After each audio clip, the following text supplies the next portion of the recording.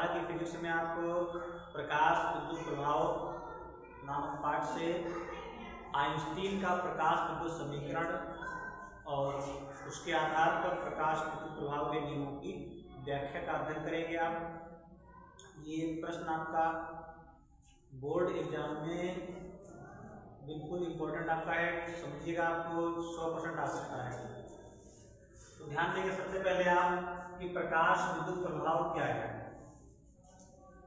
जब कोई प्रकाश या कोई विद्युत चुंबकीय विकिरण आपका होता है वो किसी धातु के पृष्ठ पर गिरता है, कोई प्रकाश या कोई विद्युत चुंबकीय विकिरण किसी धातु के पृष्ठ पर गिरता है तो उस धातु के पृष्ठ से इलेक्ट्रॉनों का उत्सर्जन होने लगता है। इलेक्ट्रॉन जो होते हैं वो पृष्ठ से उत्सर्जित होने लगते हैं और इलेक्ट्रॉनों के धातु से निकलने की ये जो घटना है इसी को प्रकाश विद्युत उत्सर्जन कहते हैं। लेकिन इसकी शर्त होती है, जब आने वाला प्रकाश होता है उस प्रकाश की कोई निश्चित आवृत्ति होती है।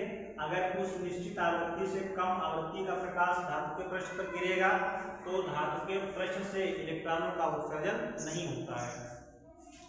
तो जब कोई धातु के पृष्ठ पर विद्युत चुंबकीय विकिरण आपतित होता है तो उस धातु के पृष्ठ से इलेक्ट्रॉनों का उत्सर्जन होता है और ये जो इलेक्ट्रॉन निकलते हैं इनको हम प्रकाश इलेक्ट्रॉन कहते हैं और इनसे जो धारा बहती है उसको प्रकाश विद्युत धारा कहते हैं। और ये घटना जो होती है ये प्रकाश विद्युत प्रभाव कहलाती है। अर्थात प्रकाश विद्युत प्रभाव किसे कहते हैं, तो जब किसी धातु के पृष्ठ पर एक निश्चित आवृत्ति, जैसे मान लीजिएगा कि 10 हर्ट्ज की आवृत्ति का प्रकाश अगर किसी धातु के पृष्ठ पर, और प्रत्येक धातु के लिए आवृत्ति का मान दूसरा दूसरा होता है। हर एक धातु के पृष्ठ से इलेक्ट्रॉनों के उत्सर्जन के लिए प्रकाश की आवृत्ति भिन्न भिन्न होती है। तो मान लीजिए कोई धातु हमारी है और इस धातु पर आपतित प्रकाश की आवृत्ति जो है वो 10 हर्ट्ज से कम नहीं होनी चाहिए, यानी 10 हर्ट्ज का प्रकाश अगर आएगा इस पर तो इलेक्ट्रॉनों का उत्सर्जन होगा। तो अगर मान लीजिएगा 10 हर्ट्ज आवृत्ति का प्रकाश इस पर पड़ता है तो इलेक्ट्रॉन निकलेंगे, और अगर 10 हर्ट्ज से अधिक आवृत्ति का प्रकाश इस पर पड़ेगा तो भी इलेक्ट्रॉनों का उत्सर्जन होगा। लेकिन अगर इस धातु के पृष्ठ पर 10 हर्ट्ज आवृत्ति से कम आवृत्ति का प्रकाश आपतित होता है तो इलेक्ट्रॉनों का उत्सर्जन पॉसिबल नहीं है, यानी इलेक्ट्रॉन इसमें से नहीं निकलेंगे। तो जिस आवृत्ति से कम आवृत्ति होने पर इलेक्ट्रॉन नहीं निकलते हैं उस आवृत्ति को हम कहते हैं देहली आवृत्ति। देहली आवृत्ति कहते हैं, या फिर इसको हम कह सकते हैं कि एक निश्चित आवृत्ति। तो इस प्रकार से प्रकाश विद्युत प्रभाव की डेफिनेशन क्या हो जाएगी, जब किसी धातु के पृष्ठ पर एक निश्चित आवृत्ति या उससे अधिक आवृत्ति का प्रकाश आपतित होता है तो धातु के पृष्ठ से इलेक्ट्रॉनों का उत्सर्जन होने लगता है। यह घटना प्रकाश विद्युत प्रभाव कहलाती है और इस घटना में धातु के पृष्ठ से उत्सर्जित होने वाले इलेक्ट्रॉनों को प्रकाश इलेक्ट्रॉन कहते हैं। जो इलेक्ट्रॉन निकलते हैं उनको हम प्रकाश इलेक्ट्रॉन कहते हैं और इन इलेक्ट्रॉनों के कारण जो धारा प्रवाहित होती है उसे प्रकाश विद्युत धारा कहते हैं। तो अब देखते हैं प्रकाश विद्युत प्रभाव के आधार पर आइंस्टीन का प्रकाश विद्युत समीकरण क्या है। आइंस्टीन का प्रकाश विद्युत समीकरण जो आपका है वो 12mv²। आइंस्टीन का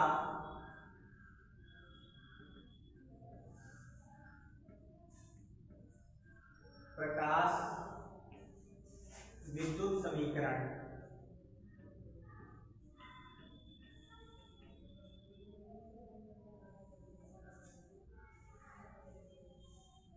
तो ये समीकरण होता है 12mv² is equal to h nu minus nu not.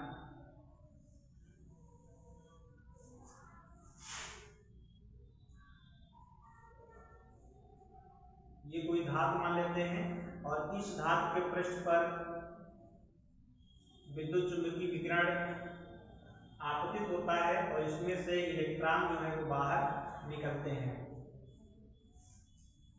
तो आइंस्टीन का प्रकाश विद्युत समीकरण जो हमारा है वो ½mv² h nu minus nu not होता है, जहां पर m इलेक्ट्रॉन का द्रव्यमान है और v इलेक्ट्रॉन का वेग है, h प्लांक नियतांक है और न्यू आपतित प्रकाश की आवृत्ति, जो आने वाला प्रकाश है उसकी आवृत्ति है, और न्यू नॉट जो है ये देहली आवृत्ति है। देहली आवृत्ति क्या होती है इसको भी देख लेंगे आप लोग। देहली आवृत्ति किसे कहते हैं? तो जो हमने प्रकाश विद्युत प्रभाव की डिफिनेशन में बताया है कि जिससे कम आवृत्ति का प्रकाश आने पर इलेक्ट्रॉन धातु से बाहर नहीं निकलते हैं, तो वो जो निश्चित आवृत्ति होती है उसको ही हम देहली आवृत्ति कहते हैं। जैसे मान लीजिएगा किसी धातु के पृष्ठ से इलेक्ट्रॉन निकालने के लिए कम से कम 20 हर्ट्ज आवृत्ति के प्रकाश की आवश्यकता है। अगर इस आवृत्ति से कम आवृत्ति का प्रकाश होगा तो इलेक्ट्रॉन नहीं निकलेंगे, और इस आवृत्ति पर इलेक्ट्रॉन निकलना शुरू हो जाते हैं।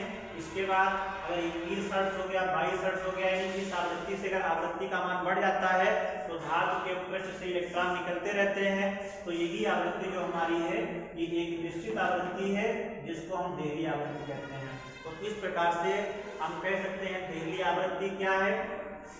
तो किसी धातु के पृष्ठ पर आपतित वह न्यूनतम आवृत्ति, किसी धातु के पृष्ठ पर आपतित प्रकाश की वह न्यूनतम आवृत्ति जिससे कम आवृत्ति का प्रकाश होने पर उस धातु के पृष्ठ से इलेक्ट्रॉनों का उत्सर्जन नहीं होता है, उसे देहली आवृत्ति कहते हैं।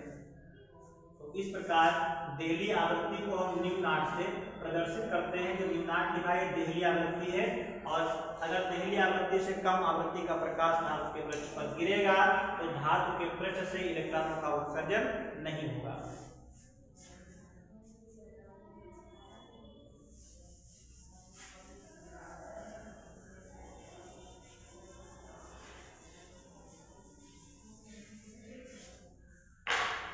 तो ध्यान देंगे यहाँ पे, जब कोई विद्युत चुंबकीय विकिरण अर्थात प्रकाश के क्वांटम सिद्धांत के अनुसार जो प्रकाश होता है यह ऊर्जा के छोटे छोटे पैकेटों के रूप में गति करता है।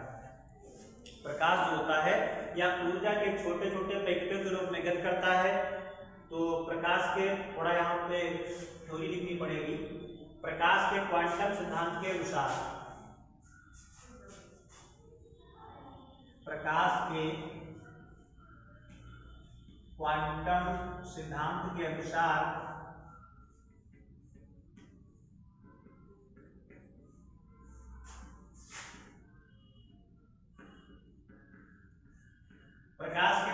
सिद्धांत के अनुसार जो प्रकाश होता है यह ऊर्जा के छोटे छोटे पैकेटों के रूप में गति करता है, और जो ऊर्जा के पैकेट होते हैं तो ऊर्जा के इन पैकेटों को हम फोटॉन कहते हैं। ऊर्जा के पैकेटों को फोटॉन कहते हैं और या इन्हें हम क्वांटा कहते हैं। तो ऊर्जा के जो छोटे पैकेट होते हैं उनको फोटॉन या क्वांटा कहते हैं, और एक फोटॉन की जो ऊर्जा होती है वह E बराबर hν होती है। एक फोटॉन की ऊर्जा E बराबर hν होती है, जिसमें H हमारा प्लांक नियतांक है, H है प्लांक नियतांक, और इसका मान होता है 6.6 × 10⁻34 जूल सेकेंड, और न्यू है आपतित प्रकाश की आवृत्ति। तो इस प्रकार से फोटॉन की ऊर्जा जो है वो E बराबर hν होती है। तो जब कोई फोटॉन धातु के पृष्ठ पर गिरता है तो वो फोटॉन अपनी टोटल ऊर्जा धातु में उपस्थित किसी एक इलेक्ट्रॉन को दे देता है, और जब फोटॉन अपनी ऊर्जा इलेक्ट्रॉन को देता है तो फोटॉन का अस्तित्व समाप्त हो जाता है, और इलेक्ट्रॉन जो होता है ऊर्जान्वित करता है। तो ऊर्जान्वित इलेक्ट्रॉन जो होता है वो उस धातु के पृष्ठ से बाहर निकलने का प्रयास करता है, और अगर आने वाले प्रकाश की आवृत्ति देहली आवृत्ति के बराबर होती है या देहली आवृत्ति से अधिक होती है तो इलेक्ट्रॉन पृष्ठ से उत्सर्जित होने लगते हैं। तो यहाँ पे हम लिखेंगे प्रकाश के क्वांटम सिद्धांत के अनुसार प्रकाश ऊर्जा के छोटे छोटे पैकेटों के रूप में गति करता है। ऊर्जा के इन छोटे पैकेटों को फोटॉन या क्वांटा कहते हैं, और एक फोटॉन की ऊर्जा E बराबर hν होती है। तो जब कोई फोटॉन धातु के पृष्ठ पर आपतित होता है या गिरता है तो वह फोटान अपनी सारी ऊर्जा, फोटान की ऊर्जा E बराबर hν होती है और ये फोटान अपनी सारी ऊर्जा धातु में उपस्थित किसी एक इलेक्ट्रॉन को देता है और जब इलेक्ट्रॉन ऊर्जा पाता है तो ऊर्जान्वित हो जाता है। और अगर आने वाले प्रकाश की आवृत्ति देहली आवृत्ति से अधिक होती है या देहली आवृत्ति के बराबर होती है तो इलेक्ट्रॉन उत्सर्जित होने लगते हैं।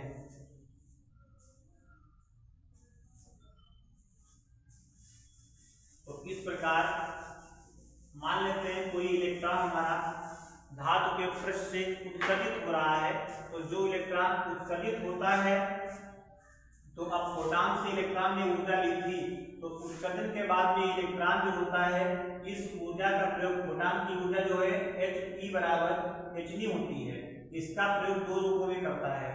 नंबर एक कार्यफलन के रूप में और नंबर दो, तो कार्यफलन जो है, कार्यफलन क्या होता है, तो जो ऊर्जा इसको मिली है इलेक्ट्रॉन को फोटान से जो ऊर्जा प्राप्त हुई है उसमें से कुछ ऊर्जा इलेक्ट्रॉन धातु से निकल करके पृष्ठ तक आने में व्यय करता है।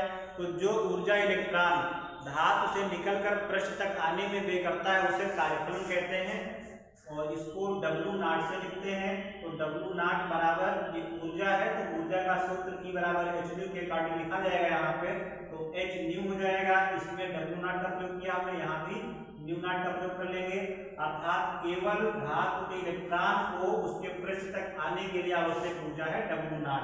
तो कार्यफलन जो है वो W0 बराबर hν0 हो जाएगा। अब इलेक्ट्रॉन की जो ऊर्जा बच गई है वो इलेक्ट्रॉन गतिज ऊर्जा के रूप में प्रयोग करता है, अर्थात इलेक्ट्रॉन उसके द्वारा गति करता है। तो अगर हम मान लेते हैं कि इलेक्ट्रॉन का द्रव्यमान m है, इलेक्ट्रॉन का द्रव्यमान है m और इलेक्ट्रॉन का वेग जो है वो v है, तो गतिज ऊर्जा का सूत्र होता है k बराबर ½ mv²। तो इस प्रकार से जो इलेक्ट्रॉन की गतिज ऊर्जा प्राप्त होगी वो k बराबर ½ mv² हो जाएगी। तो अब हमें ये पता हुआ कि इलेक्ट्रॉन को जो प्राप्त हुई ऊर्जा है, जो ऊर्जा फोटान ने इलेक्ट्रॉन को दी थी, तो इस इलेक्ट्रॉन ने उस ऊर्जा को दो भागों में प्रयोग किया, नंबर एक कार्यफलन के रूप में और नंबर दो गतिज ऊर्जा के रूप में, अर्थात कार्यफलन W0 hν0 हो जाएगा हमारा और गतिज ऊर्जा k बराबर ½ mv² हो जाएगी। अब हमें ये पता है कि कार्यफलन और गतिज ऊर्जा ये दोनों ऊर्जाएं जो है फोटान की ही ऊर्जा है, अर्थात अगर इन दोनों को हम ऐड करेंगे, दोनों को जोड़ेंगे तो ये टोटल ऊर्जा हमारी फोटान की ऊर्जा के बराबर बनेगी, अर्थात फोटान की ऊर्जा E बराबर में इलेक्ट्रॉन की ऊर्जा दो भागों में है, दोनों को जोड़ देंगे तो इसके बराबर हो जाएगी, अर्थात W0 और प्लस में k हो जाएगा। अब E का मान कितना था, यदि फोटान की ऊर्जा कितनी थी टोटल, तो E बराबर hν है, ये hν हो जाएगी, इक्वल में W0 का मान कितना है, hν0 है, तो hν0 हो जाएगा और प्लस में k का मान कितना है, ½ mv² है, तो ½ mv² हो जाएगा।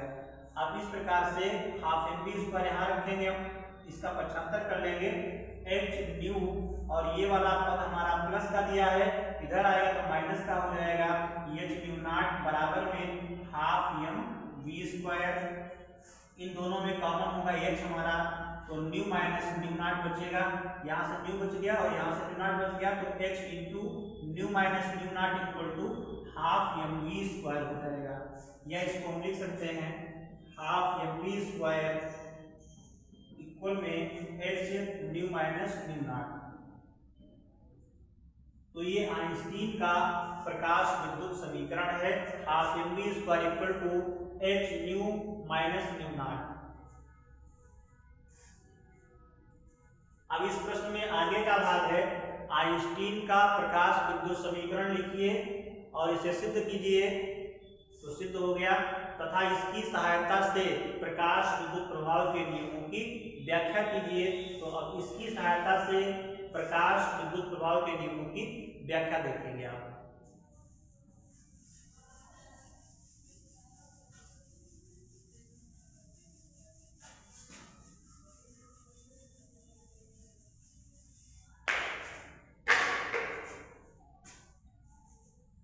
यहाँ पर प्रकाश विद्युत प्रभाव की व्याख्या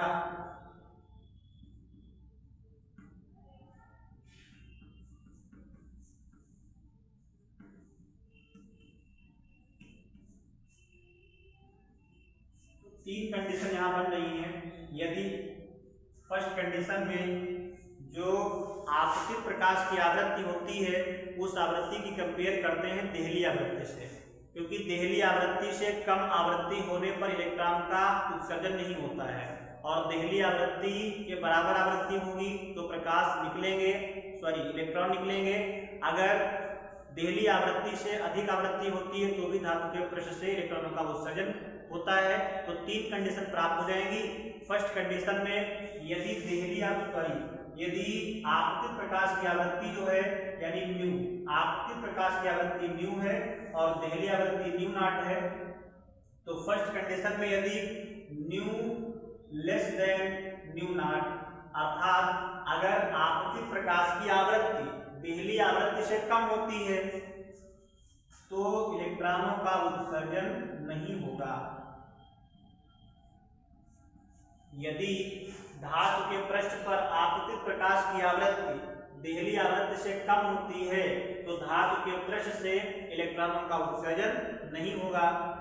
दूसरी कंडीशन, यदि आपतित प्रकाश की आवृत्ति जो न्यू है, ये न्यू का मान बराबर न्यू नॉट के होता है, यानी आपतित प्रकाश की आवृत्ति देहली आवृत्ति के बराबर होती है तो इलेक्ट्रॉनों का उत्सर्जन होगा, लेकिन इलेक्ट्रॉनों को गतिज ऊर्जा नहीं प्राप्त होगी, क्योंकि देहली आवृत्ति जो होती है वो इलेक्ट्रॉनों को उत्सर्जित करने के लिए आवश्यक आवृत्ति होती है, अर्थात इससे बराबर आवृत्ति है तो केवल इलेक्ट्रॉनों का उत्सर्जन होगा, लेकिन गतिज ऊर्जा के इलेक्ट्रॉन प्राप्त नहीं होंगे। अब आगे आता है तीसरी कंडीशन, तो उसमें आने वाले प्रकाश की आवृत्ति का मान अगर new greater than new not, अर्थात यदि आपतित प्रकाश की आवृत्ति देहली आवृत्ति से अधिक होती है तो इलेक्ट्रॉनों का उत्सर्जन भी होता है और गतिज ऊर्जा के इलेक्ट्रॉन अर्थात इलेक्ट्रॉन जो प्राप्त होते हैं वो गति भी करते हैं, उनकी गति ऊर्जा भी होती है हाफ v²। तो इस प्रकार से यहाँ तीन कंडीशन। फर्स्ट कंडीशन में यदि आपतित प्रकाश की आवृत्ति देहली आवृत्ति से कम होती है तो धातु के पृष्ठ से इलेक्ट्रॉनों का उत्सर्जन नहीं होता है। दूसरी कंडीशन है, यदि आपतित प्रकाश की आवृत्ति देहली आवृत्ति के बराबर होती है तो इलेक्ट्रॉनों का उत्सर्जन होता है किंतु गतिज ऊर्जा के इलेक्ट्रॉन प्राप्त नहीं होते हैं। और तीसरी कंडीशन है, यदि आपतित प्रकाश की आवृत्ति देहली आवृत्ति से अधिक होती है तो इलेक्ट्रॉनों का उत्सर्जन भी होता है और गतिज ऊर्जा के इलेक्ट्रॉन प्राप्त होते हैं। इस प्रकार ये पूरा क्वेश्चन आपका हो गया। आइंस्टीन का प्रकाश विद्युत समीकरण क्या है इसे सिद्ध कीजिए, जो आपका half mv² = h nu minus nu not होता है, और इसके आधार पर प्रकाश विद्युत प्रभाव के नियमों की व्याख्या, इसकी तीन कंडीशन है। ये क्वेश्चन आपका पूरा हुआ।